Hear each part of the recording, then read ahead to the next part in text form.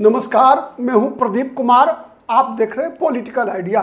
Political idea के आज के इस अंक में आप सभी दर्शकों का बहुत बहुत स्वागत है। मित्रों, राहुल गांधी का जो यात्रा चल रहा है, वोटर अधिकार यात्रा, साथ में तेजस्वी यादव का, इसके ये यात्राएं जहां जहां से जिन जिन विधानसभा सीटों से गुजरती है, हम उन विधानसभा सीटों का विश्लेषण लेकर प्रतिदिन आपके समक्ष हाजिर होते हैं। 17 तारीख को जिस दिन शुरुआत हुई थी, पहले दिन, उस दिन हमने आपके समक्ष प्रस्तुत किया था 3 विधानसभा सीट का, चेनारी, सासाराम और काराकाट के बारे में बताया था। 18 तारीख मतलब कल मैंने बताया था 3 विधानसभा सीट, औरंगाबाद, कुटुंबा और रफीगंज, ये तीनों औरंगाबाद जिले की विधानसभा सीटें थी। और जो पहला दिन 17 अगस्त को मैंने बताया था, वो चेनारी, सासाराम और काराकाट, तीनों रोहतास जिला की सीट, और 18 को औरंगाबाद। आज राहुल गांधी की यात्रा 2 जिला को कवर करेगी, एक गया और दूसरा नवादा। और आज जो राहुल गांधी की यात्रा कवर करेगी वो उसमें 5 विधानसभा क्षेत्र हैं, गुरुआ, गया, वजीरगंज, नवादा और वारसिलीगंज। एक जो महत्वपूर्ण विषय है वो मैं बताऊं आपको मित्रों कि देखिए, राहुल गांधी की ये यात्रा जो है 50 विधानसभा क्षेत्रों को कवर कर रही है, 23 जिले कवर हो रहे हैं, 16 दिन है, 12 रात्रि राहुल गांधी बिहार में बिताने वाले हैं, ठीक है। और राहुल गांधी की यात्रा जिन 50 विधानसभा सीटों को कवर करेगी, आप मान के चलिए कि वो 50 बहुत ही महत्वपूर्ण विधानसभा क्षेत्र हैं राहुल गांधी के लिए, कांग्रेस पार्टी के लिए और महागठबंधन के लिए। पिछला विधानसभा चुनाव जो 2020 में हुआ था, उसमें इन 50 विधानसभा सीटों में 23 सीटें गठबंधन के खाते में आई थी। कांग्रेस इन 50 विधानसभा सीटों में से 20 पर लड़ी थी। इसीलिए राहुल गांधी का जोर जो 50 विधानसभा क्षेत्र का जो चयन किया गया है, इसलिए किया गया है कि इसके अंतर्गत इनमें कांग्रेस पार्टी का सबसे बड़ा स्टेक है, ठीक है। कैसे, उसको हम समझते हैं कि 20 में से 8 विधानसभा क्षेत्र कांग्रेस पार्टी ने जीता था। आपको जैसे मैंने बताया कि पहला दिन जो जिन 3 क्षेत्रों में विधानसभा सीटों पर राहुल गांधी की यात्रा गई थी, वोटर अधिकार यात्रा, उसमें चेनारी विधानसभा सीट, यहां कांग्रेस पार्टी के एमएलए जीते थे, मुरारी प्रसाद गौतम, बाद में वो बीजेपी में शामिल हो गए। सासाराम विधानसभा सीट, जहां से आरजेडी के उम्मीदवार जीते थे, और काराकाट, वहां से सीपीआईएमएल के उम्मीदवार अरुण सिंह अभी एमएलए हैं, विधायक हैं वहां के। 18 तारीख मतलब कल जो राहुल गांधी की यात्रा जिन 3 विधानसभा सीटों को कवर किया, उसमें औरंगाबाद और कुटुंबा 2 विधानसभा सीटें ऐसी है जहां पर कि कांग्रेस के उम्मीदवार ने चुनाव जीता था। कुटुंबा से ही तो जो बिहार प्रदेश के अध्यक्ष है राजेश राम, उन्होंने ही चुनाव जीता, लगातार 2 चुनाव जीत चुके हैं, 2015 का, 2020 का। और औरंगाबाद में आनंद शंकर सिंह कांग्रेस के एमएलए हैं, साथ ही रफीगंज वहां से आरजेडी का एमएलए है, ठीक है। अब गया, आज जहां से 5 विधानसभा सीटों से गुजरना है, उनमें, और मोटे तौर पे मैंने बताया जैसे आपको कि 20 में 23 महागठबंधन के कब्जे में है, कांग्रेस के कब्जे में 20 में 8 सीटें हैं। वैसे ही अगर हम अलग अलग बांटे हैं अगर, तो शाहाबाद की, जहां राहुल गांधी ने पहले दिन कवर किया, ठीक है, और फिर दूसरा चरण में भी आना है शाहाबाद में, अंत में आरा जैसे विधानसभा सीट है वहां आना है राहुल गांधी को। तो शाहाबाद में 22 विधानसभा सीटें हैं, और इन 22 विधानसभा सीटों में 19 सीट महागठबंधन के हिस्से में आई थी, ठीक है। अभी जो यात्रा गुजर रही है राहुल गांधी की, वो मगध और शाहाबाद, मगध में घुस गई, ठीक है। औरंगाबाद या फिर नवादा या गया, ये सब मगध प्रमंडल की सीटें हैं, जहां पर कि 49 सीटें हैं विधानसभा की। मतलब शाहाबाद में 22 में 19 जीती थी। और इसका सबसे बड़ा श्रेय किया जाता है कि 3 दलों का जो गठबंधन था, आरजेडी, कांग्रेस और सीपीआईएमएल का, उसका असर था कि 22 में 19 सीटें जीत पाई थी। और मगध में, जिस क्षेत्र से नीतीश कुमार स्वयं आते हैं, उस क्षेत्र में 49 में 32 सीटें, 2/3 सीटें महागठबंधन को मिली थी। कांग्रेस को 7 में 7 सीटें लड़ी थी इन 49 सीटों में से, जिसमें 2 सीटें कांग्रेस पार्टी जीत पाई थी। तो चलिए शुरू करते हैं हम गुरुआ विधानसभा सीट से। गुरुआ विधानसभा सीट में वर्तमान में आरजेडी के उम्मीदवार यहां से विधायक हैं, ठीक है। आरजेडी के जो उम्मीदवार विधायक हैं दो विनय यादव, ठीक है, वो एमएलए हैं अभी 2020 में। उन्होंने पिछले बार राजीव दांगी बीजेपी के उम्मीदवार जो 2015 में चुनाव जीते थे तब भी जीत गए थे, जब नीतीश कुमार आरजेडी और कांग्रेस साथ थी तब जीते थे राजीव दांगी, लेकिन 2020 में नहीं जीत पाए थे, हार गए थे। तो वहां से विनय यादव आरजेडी के उम्मीदवार के रूप में 2020 में उन्होंने चुनाव जीता। 2015 में राजीव दांगी उम्मीदवार थे। 2010 में भाजपा के सुरेंद्र प्रसाद उम्मीदवार थे, सुरेंद्र प्रसाद सिन्हा 2010 में। 2005 का दोनों विधान चुनाव शकील अहमद खान जो विधि मंत्री थे आरजेडी के थे, वो चुनाव जीते थे लगातार 3 चुनाव, 2005 का फरवरी, 2005 का नवंबर। 90 और 95 में रामचंद्र प्रसाद सिंह, ठीक है, निर्दलीय उम्मीदवार थे जो चुनाव जीते थे। देखिए ये गुरारू विधानसभा सीट जो है ना मित्रों, इसमें कुशवाहा और दांगी, ठीक है, ये कुशवाहा की उपजाति है, दोनों का मिलाकर जो है लगभग 65,000 वोट है। सबसे मजबूत किला है दांगी का इस एरिया में, कुशवाहा समाज का। यादव भी 50,000 है, मुसलमान 40,000 है, ठीक है। तो आरजेडी के जीतने का सबसे बड़ा समीकरण यही है कि यादव और मुसलमान का कॉम्बिनेशन। जब एनडीए जीतती है वहां से तो कुशवाहा, चूंकि आपको पता है लव और कुश समीकरण, तो कुर्मी जाति का भी मत है यहाँ पर, ठीक है, गुरुआ में। साथ ही जो अग्री जाति के लोग हैं उनका भी मत महत्वपूर्ण है यहाँ। तो ये लड़ाई जो है सीधी लड़ाई वहां होती है, ठीक है। तो ये परिस्थिति रही थी वहां की पिछले चुनाव में। जो थे आपको आरजेडी के विनय यादव ने लगभग 6,600 वोट, 6,599 वोट से जो है मार्जिन कम था 2020 में भी और 2015 में भी, जब राजीव नंदन दांगी जो जीते थे चुनाव तब भी 6500 वोट का ही मार्जिन था जब उन्होंने जेडीयू के रामचंद्र प्रसाद सिंह को चुनाव हराया था, ठीक है। तो ये हुआ गुरुआ का। अब हम चलते हैं गया विधानसभा सीट। इसके बारे में बहुत कुछ बताने को है नहीं मित्रों, इसलिए नहीं है कि 1990 से लेकर अब तक प्रेम कुमार, गया कास्ट बहुल सीट है, यहां मुसलमानों का भी मत अच्छी खासी संख्या में है। मुसलमान लगभग 60,000 है यहां पर, कास्ट भी लगभग 65,000 के आसपास है। अति पिछड़ा वैश्य समाज के लोग हैं, कहार जाति के लोग भी हैं।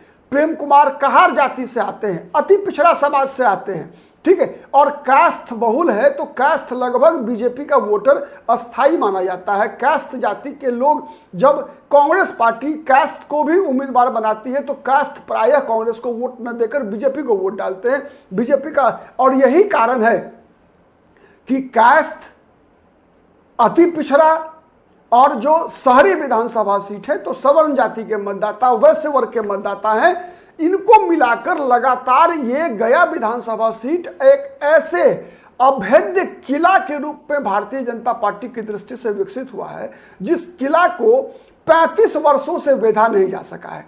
अंतिम एमएलए थे कांग्रेस पार्टी के जय कुमार पालित, जो 1985 में और 1980 में 2 बार विधानसभा चुनाव जीते थे।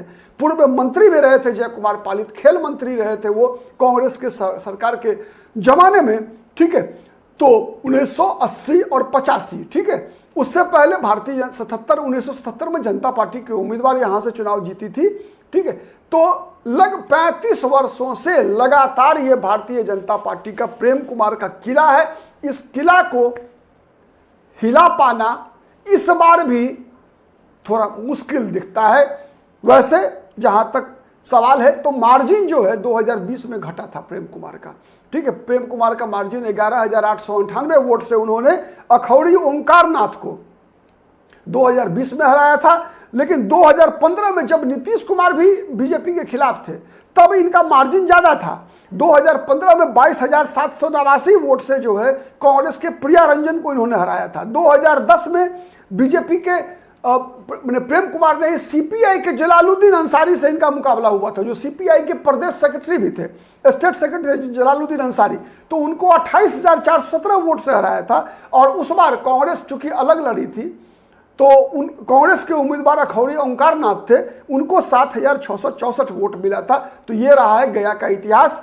इस बार भी प्रेम कुमार बहुत ही मजबूत किला है, इसको तोड़ना थोड़ा मुश्किल दिखता है। इसको तोड़ने के लिए कहीं ना कहीं कांग्रेस पार्टी को या महागठबंधन को जो है, मुझे लगता है कि अति पिछड़ा का कार्ड अगर खेल सके, क्योंकि कास्ट उम्मीदवार लगातार कांग्रेस पार्टी दे रही है वहां से, ठीक है, तो चूंकि कास्ट वोटर जो है वो बीजेपी के साथ चले जाते हैं, भले ही कांग्रेस उम्मीदवार भी देती है, तब भी कास्ट मतदाता बीजेपी के साथ, प्रेम कुमार के साथ लगातार बने हुए हैं। इसीलिए एक बार कांग्रेस पार्टी को वहां पर किसी अति पिछड़ा समाज के व्यक्ति को, हाँ मुसलमान को भी देंगे अगर, तो फिर ध्रुवीकरण का खतरा है। तो इसीलिए न कास्ट न मुसलमान बल्कि अति पिछड़ा कार्ड अगर कांग्रेस पार्टी गया शहर में खेले तो संभावना है कि प्रेम कुमार को परेशान कर सकते हैं। अब तीसरा विधानसभा सीट है जहां राहुल गांधी को जाना है, आज यात्रा जानी है वहां पर, ठीक है। वो जिला विधानसभा सीट है वजीरगंज, गया जिला का ही है। वजीरगंज में कांग्रेस का ये मजबूत किला रहा है। यहां भी अवधेश नारायण सिंह, कांग्रेस के एक पुराने नेता, लगातार चुनाव जीतते रहे, 2015 में भी वो जीते, ठीक है, बीजेपी के वीरेंद्र सिंह को हराकर, ठीक है, अच्छे मार्जिन से 12,759 वोट से हराया था। लेकिन 2020 में क्या हुआ कि अवधेश नारायण सिंह ने अपने पुत्र को टिकट दिलवाया, ठीक है, उनके पुत्र का नाम था शशि शेखर सिंह। तो बीजेपी के जिस वीरेंद्र सिंह को, जो 2010 में जीते थे वीरेंद्र सिंह, चूंकि ये मैं इसलिए बता रहा हूं, 90 से नहीं बता रहा हूं इस विधानसभा सीट के बारे में, चूंकि ये विधानसभा सीट 2009 में हुए परिसीमन के बाद अस्तित्व में आया है। उससे पहले इस विधानसभा सीट का कोई अस्तित्व नहीं था, ठीक है। ये राजपूत बहुल विधानसभा सीट है। यहाँ पर मुसहर जाति के मतदाता, जीतन राम मांझी की जाति के मतदाता की भी बहुत ही बड़ी संख्या है, लगभग 50 से 55 हजार मुसहर जाति के मतदाता हैं। यादव जाति के लोग भी 25,000 के आसपास है, राजपूत लगभग 40,000 हैं, ठीक है। तो ये वीरेंद्र सिंह या शशि शेखर जो कांग्रेस के उम्मीदवार थे पिछली बार, ये दोनों के दोनों राजपूत समाज से आते हैं, ठीक है। लेकिन चूंकि वहां पर आप देखेंगे तो कांग्रेस के साथ राजपूत पूरी बट गया, दोनों उम्मीदवार राजपूत जाति से थे। जो हार का कारण था यही कि जो कांग्रेस चूंकि आरजेडी के साथ थी, तो इसीलिए राजपूतों का बड़ा हिस्सा गया बीजेपी के साथ, वीरेंद्र सिंह के साथ, कांग्रेस को छोटा हिस्सा मिला। दूसरा, कांग्रेस में भी थोड़ा विद्रोह की स्थिति थी, ठीक है, कि ये आरोप लगा अवधेश नारायण सिंह पर, स्थानीय कांग्रेस के कार्यकर्ता इससे नाखुश थे कि परिवारवाद के कारण, कि अब अवधेश नारायण सिंह रिटायर कर रहे हैं तो अपने पुत्र को दिलवा रहे हैं टिकट, इसके कारण कांग्रेस में भीतरघात भी हुआ था, ठीक है। तो ये जो एक मामला है वो सबसे बड़ी बात है। वहां पर यादव जाति के का भी मैंने बताया कि अच्छा संख्या है, ठीक है। तो 2020 में वीरेंद्र सिंह को हराया, वीरेंद्र सिंह ने जीता 22,430 वोट से, ठीक है। और यहाँ पर निर्दलीय शीतल यादव को भी 14,193 वोट मिला था, ठीक है। 2015 में अवधेश नारायण सिंह जीते थे, बीजेपी के वीरेंद्र सिंह को हराए थे। वहां सीपीआई के केडी यादव को भी लगभग 4,000 वोट आया था। तो इसका मतलब है कि तीसरा ध्रुव, मतलब यादव जाति के लोग भी जो है, अगर कांग्रेस कोई गेम करे वहां राजपूत के बदला पिछड़ा उम्मीदवार, तो मुझे लगता है कि वजीरगंज में जो है खेल जबरदस्त हो सकता है, बीजेपी को पटखनी दिया जा सकता है अगर पिछड़ा कार्ड वहां खेले। जिस प्रकार के राहुल गांधी लगातार जो है पिछड़ा कार्ड खेलने का प्रयास कर रहे हैं बिहार के चुनाव में, तो कांग्रेस, ये वजीरगंज वो सीट है जहां पर कि कांग्रेस अगरा और पिछड़ा खेल करके जो है बीजेपी को परेशान कर सकती है, और ये सीट वजीरगंज दोबारा रिकवर कर सकती है। अब चौथी सीट है हमारे नवादा। अब ये गया जिला से ये 3 विधानसभा सीट कवर। अब नवादा में आपको पता है ये राजवल्लभ यादव का जिला है। अभी राजवल्लभ यादव जेल से छूटे हैं, नाबालिग लड़की के साथ दुष्कर्म के मामले में जेल में बंद थे, छूट कर आए हैं। उनकी पत्नी 2020 में विभा देवी आरजेडी के टिकट पर चुनाव लड़ी। आपको याद होगा 2020 में बहुत बड़ा मुद्दा बना था बिहार में कि आरजेडी ने जो है राजवल्लभ यादव, एक बलात्कारी की पत्नी को जो है टिकट दिया, तो ये बहुत बड़ा मुद्दा बना था। लेकिन उसके वो रिस्क लेने के बाद भी, जब आरजेडी ने वो रिस्क लिया विभा देवी के नाम पर, फिर भी विभा देवी ने लोकसभा चुनाव में आरजेडी को गच्चा दे दिया, मतलब तेजस्वी यादव को धोखा दे दिया। और लोकसभा चुनाव में जब आरजेडी ने वहां श्रवण कुशवाहा को उम्मीदवार बनाया, तो श्रवण कुशवाहा के खिलाफ विभा देवी की रिश्तेदार वहां से उम्मीदवार हो गए, राजवल्लभ यादव के भतीजा वो उम्मीदवार बन गए। वोट काटा और बीजेपी के विवेक ठाकुर को जीतने में जो है एक प्रकार से मदद मिल गई। तो 2020 ये विधानसभा सीट ऐसा है, यहाँ भी मुसलमान की अच्छी खासी संख्या है, मुसलमान की भी है, यादवों की भी है। तो मुसलमान यादव प्रायः आरजेडी के साथ रहते रहे हैं और इधर भूमिहार जाति के, जैसे मुसलमानों की का वोट 55,000 है, भूमिहार 40,000 है, यादव भी 40,000 है, वैश्य मतदाता, वैश्य की जितनी भी उपजातियां हैं ये मिलाकर लगभग 60,000 वोट होता है। तो बीजेपी को क्या फायदा मिलता है? बीजेपी को यहां फायदा ये होता है कि बीजेपी वैश्य और भूमिहार वोट के सहारे जो है बीजेपी यहां मुकाबला करती है, लेकिन बीजेपी जीतती नहीं है। अरसा हो गया बीजेपी को इस विधानसभा सीट पर जीते हुए, और प्रायः एनडीए से जनता दल यूनाइटेड लड़ा करती है इस विधानसभा सीट से। और इस बार भी लगता है संकेत यही है कि यहां से जनता दल यूनाइटेड के ही उम्मीदवार होंगे। 2020 में आरजेडी की विभा देवी ने निर्दलीय श्रवण कुशवाहा को चुनाव हराया था 26,302 वोट से, 10 वोट से, और वहां जेडीयू के कौशल यादव, ठीक है, कौशल यादव तीसरे नंबर पर रहे थे, उनको 34,567 वोट मिला था। 2020 का भी ये रिजल्ट है।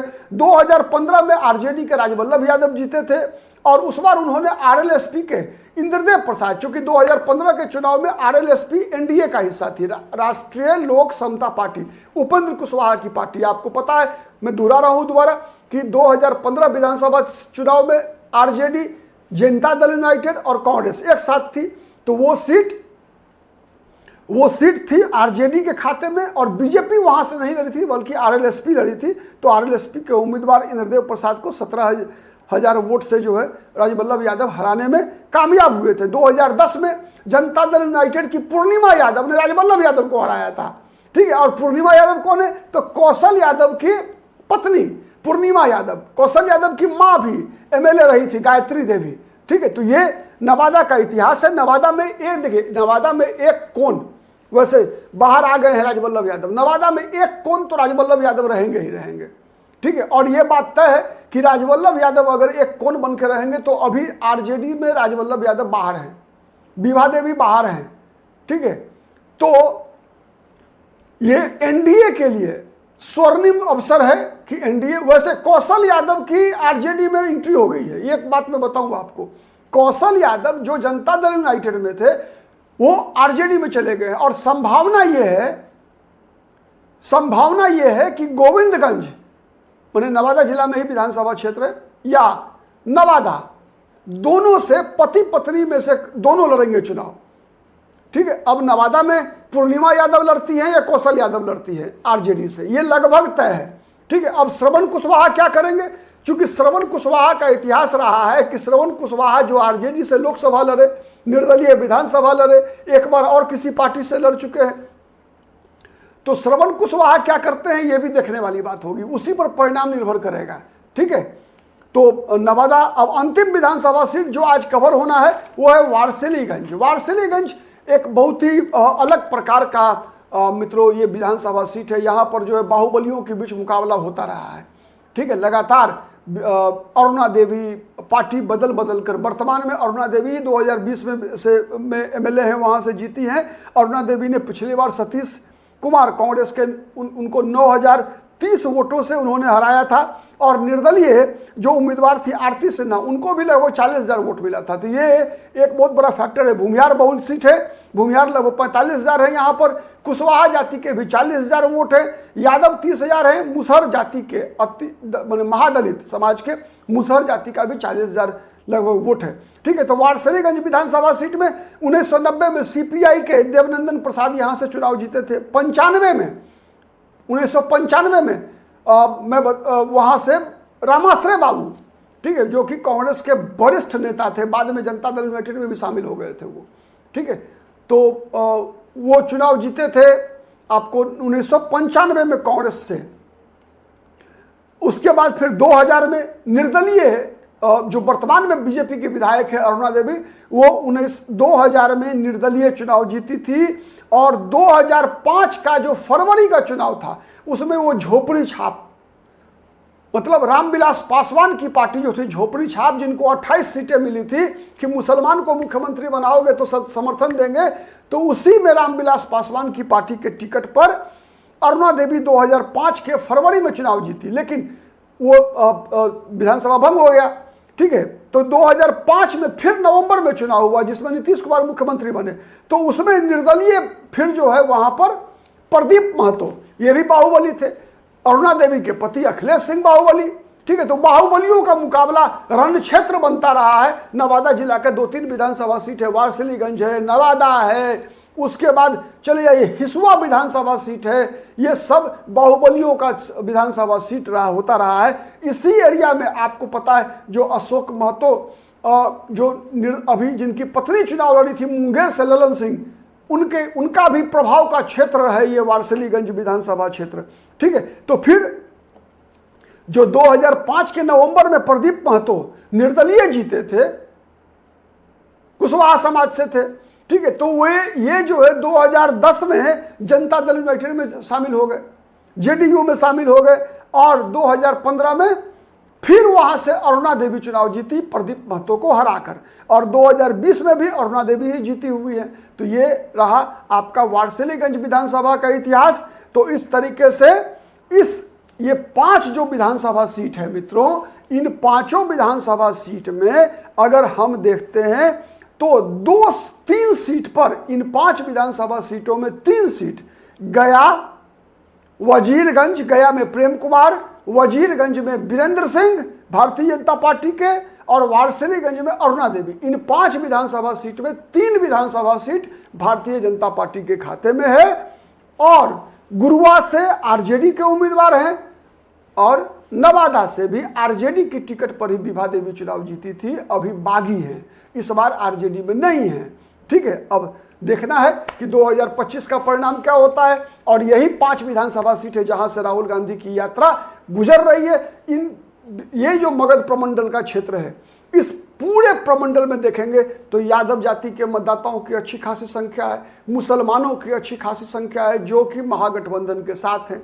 फिर CPI-ML के कारण दलित समाज का समर्थन है, कांग्रेस का भी कुछ स्टेक है दलित समाज के ऊपर, पर्टिकुलरली सासाराम वगैरह के इलाके में, ठीक है। फिर अब आ जाइए, इस इलाके में भूमिहार जाति के मतदाताओं की अच्छी खासी संख्या है। अगर हम शाहाबाद की बात करेंगे तो राजपूतों की भी संख्या है, ठीक है। फिर वैश्य वर्ग की मतदाताओं की संख्या है। अति पिछड़ा और महादलित जो नीतीश कुमार का वोट बैंक रहा, अति पिछड़ा और महादलित जो नीतीश कुमार ने सोशल इंजीनियरिंग किया, उसका भी प्रभाव है, लेकिन उसका प्रभाव घटा वही कारण है कि 2020 में नीतीश कुमार के गठबंधन को यहाँ सुपरा साफ हुआ था। उसका सबसे बड़ा कारण था नीतीश कुमार की घटती लोकप्रियता। 2025 में नीतीश कुमार की लोकप्रियता और घटी हुई है। क्या परिणाम होगा स्पष्ट है। 2000 इसका लक्षण, उसका संकेत अभी 2024 के लोकसभा चुनाव में भी दिखा, जब केवल एक गया और नवादा पर बीजेपी एनडीए जीती, बाकी औरंगाबाद, काराकाट, सासाराम, ये सभी सीट महागठबंधन के हिस्से में गई है, ठीक है। आप हमारे साथ बने रहिए पॉलिटिकल आइडिया के साथ। प्रतिदिन राहुल गांधी की यात्रा जहां जहां जिन जिन विधानसभा सीटों को कवर करती है, उसका विश्लेषण लेकर हम आपके समक्ष अब से लेकर 1 तारीख तक लगातार आते रहेंगे। आज के इस अंक में इतना ही। वीडियो पसंद आता है लाइक कीजिए, शेयर कीजिए, कमेंट कीजिए, और अब तक यदि हमारे चैनल को सब्सक्राइब नहीं किया है तो प्लीज सब्सक्राइब कीजिए। आज के लिए इतना ही। बहुत बहुत धन्यवाद। नमस्कार। जय हिंद, जय भारत।